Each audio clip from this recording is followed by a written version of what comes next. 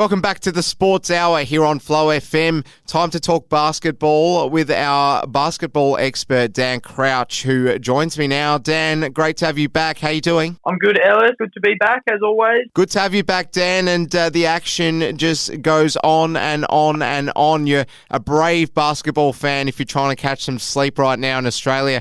Dan, let's talk firstly about the NBL, though.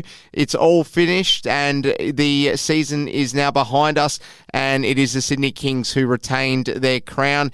In the end, no surprise, but there were some twists and turns along the way. Yeah, there certainly were. They had to do it the hard way. I mean, they lost that first game in Sydney, and New Zealand looked like they were primed to potentially steal the mantle, but they couldn't take care of their home court. And yeah, Sydney clawed back and sent it to that decisive Game 5 in their home city, and they were always going to be a good shot from there. But yeah, there was definitely some twists and turns along the way.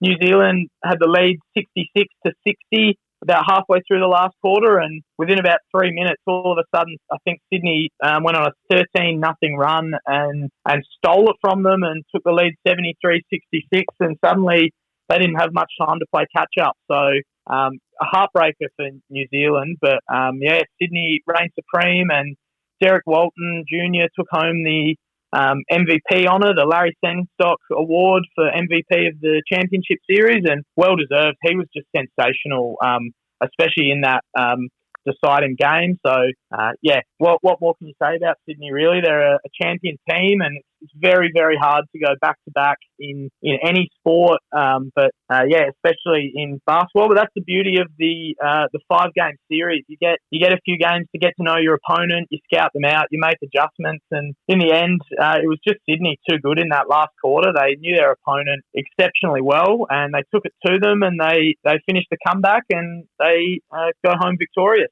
Well, I just wanted to ask, Dan, just in terms of the dynasty that the Sydney Kings are currently building, I'm sure we can call it that, how long do you think it might be that they can't really be matched? Because obviously we've seen some serious dominance over the past 2 seasons, and where do you rank them in accordance to the other great NBL sides over history? Well, they're definitely up there. Like I said, it's very hard to go back-to-back. Not many teams do it. The poor 36ers haven't won in 25 years or something. So you can imagine how hard it is just to get one, let alone 2 in back-to-back years. So they're definitely right up there, and we'll see how they go next season. Obviously, it's very early to be talking about next season, but you'd imagine Derek Walton has some NBA experience, might be getting scouted by some NBA teams. Xavier Cooks is probably on his way to America just about already to start his NBA contract, and we'll see how the season in the NBA goes for him with the remaining games, and if he can secure a job in America for next year, or if he'll be back with the Kings. But a lot to play out there, and we'll just have to wait and see if they're a contender again next year for the three-peat. That we shall. We'll move into NBA, Dan, and some games to just gloss over that have happened recently. First one to talk about, a huge game, the Raptors versus the Nuggets. Give us your reaction to that one. Yeah, good win for the Raptors, and for the Nuggets, the losing streak sort of continues. First time all year that they've lost 4 in a row. Nikola Jokic had one hand on the MVP trophy, and I think with a bit of recency bias, that's no longer the case after these losses. And I think they'll probably still finish with the best record in the West, so I don't think they'd be too worried. But not a great time of year to start taking a few losses, but we'll see how they respond as we head towards the playoffs. Another game you had your eye on in recent times, the Milwaukee Bucks against the Phoenix Suns. 2 big hitting sides here, Dan. A lot to... there was a lot on the line, let's put it that way, and we'll discuss that in a moment. But firstly, how did you see this game? Yes, 2 very big hitting sides.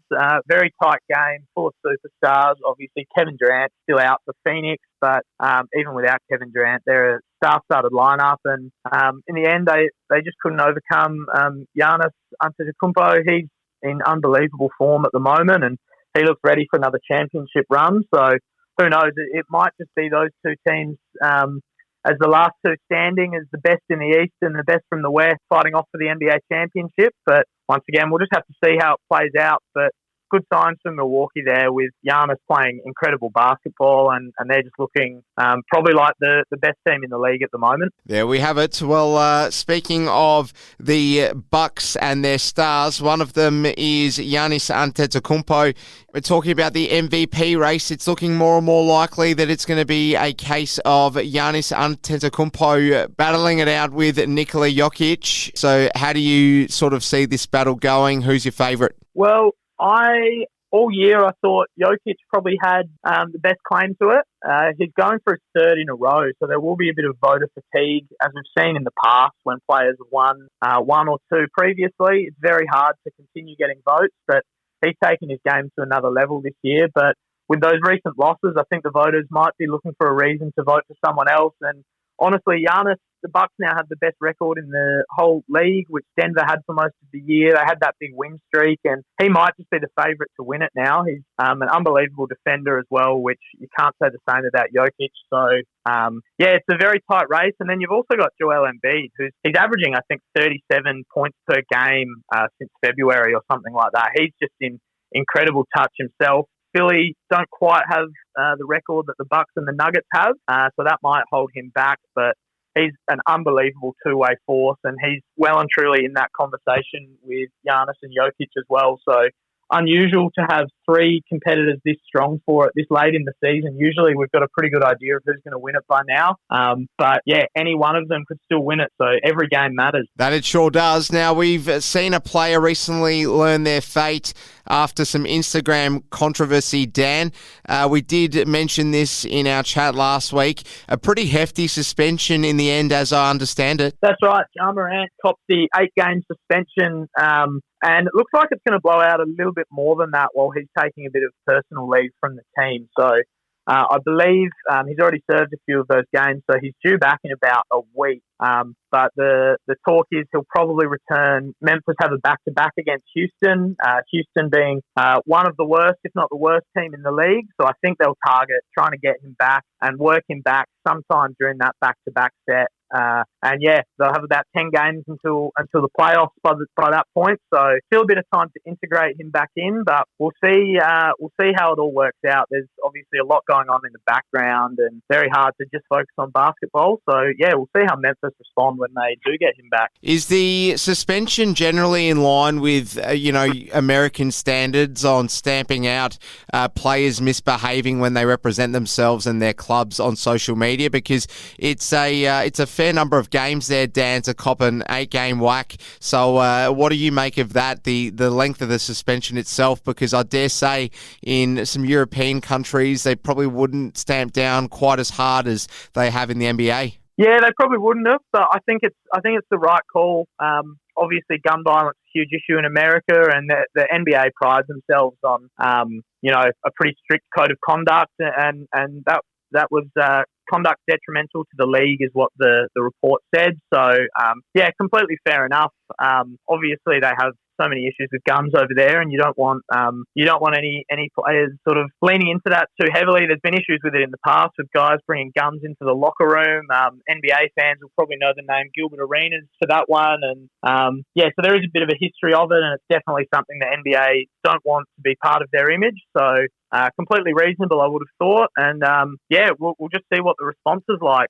All right, we'll finish with some quick tips off you, Dan, for some games coming up over the next 48 hours. We'll start with the Pistons playing the Nuggets. How do you see that one going? Perfect opportunity for the Nuggets to bounce back against one of the worst teams in the league, so that should be a big win for Denver. Big game between the Nets and Kings. Who gets up in that one? Kings, I think. They're looking really good as of late. Net obviously made all those trades and have been on the slide a little bit, but they've found some diamonds in the rough, so they've been playing well, but I think the Kings have got a little bit more to play for there, so I'll pick the Kings. Raptors Thunder is another game happening tomorrow morning Australia time. Which way does this one go, Dan? That one could go either way. Two teams fighting for play-in and playoff spots in their respective conferences. I think I'll lean towards the Raptors in that one. I think they're just a bit of a better outfit, and I think they've got a little bit more to play for, because I think the Thunder probably aren't too fussed whether they make that play-in. I don't think I'm going out on a limb to suggest that there's no chance you think the Bucks will drop the ball against the Pacers, Dan? No, I wouldn't have thought so. I'll pick the Bucks there, but the Pacers have been a nice surprise packet this year. They've caused some good upsets. Tyrese Halliburton's been one of the breakout stars, so we'll see if they can pull it off there. But no, I wouldn't be betting against the Bucks. Can the Orlando Magic spring a surprise against the Phoenix Suns? No. Pretty straight no for that one. I think that'll be a good win for Phoenix. There we go. Pretty straightforward indeed. Just looking at some games happening on Saturday morning, Dan, we'll just pick out a few here. One of them is Lakers v Mavericks. I'm sure there'll be plenty of eyeballs on this game. Yeah, depending on who's suiting up for the Lakers. Anthony Davis was resting today, so I think he'll be back in. LeBron James still out with that injury. And for the Mavericks, both Luka and Kyrie have been a little bit in and out. So hopefully that game's mostly at fully strength, because, again, lots to play for there. Lakers have not much margin for error to miss the playoff. That should be a good game. I think I'll lean towards the Lakers. And at the State Farm Arena, it's the Golden State Warriors travelling to Atlanta to play the Hawks. What's your tip for this one? Well, Golden State have been terrible playing on the road this year, but I'm not going to pick against them because we're getting close to the playoffs and they're an unbelievable team this time of year and they're just priming right at the right time by the looks of things. Steph Curry back in the lineup. So, yeah, Golden State in that one. There we have it. Dan Crouch, our basketball expert. Enjoy all the action coming up in the next few days. Really appreciate your time on the airwaves once again, Dan. We'll do it all again in a week's time. Sounds good, Ellis. We'll chat to you then.